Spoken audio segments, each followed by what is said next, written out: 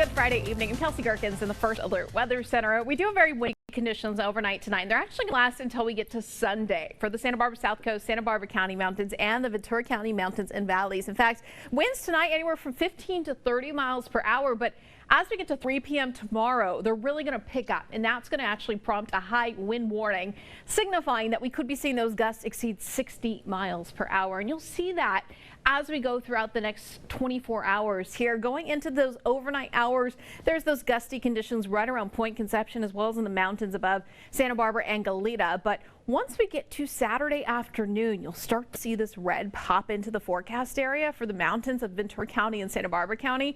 That's when we're seeing those gusts around 60 miles per hour, sustained winds around 50 miles per hour. Now you can see even for the Central Coast, while you do not have a wind advisory currently in place, it's still going to be pretty breezy to gusty out there as well. Everybody's going to be seeing some breezy conditions this weekend, but the strongest winds, again, really going to be right there in the Santa Barbara South Coast area, the mountains of Santa Barbara County and Ventura County. So that's why we've got a high wind warning there. Damaging winds.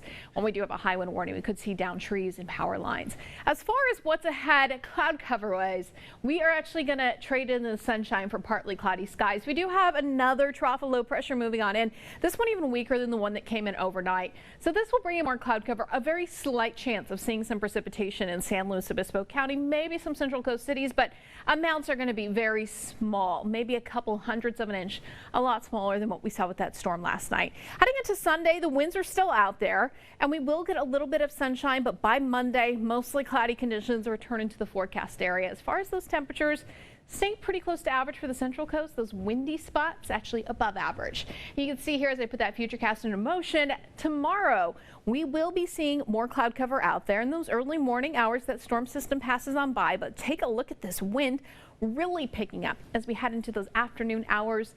As we get into Sunday morning, there's that beautiful sunshine returning into our forecast area. Still pretty gusty out there until we get late in the day.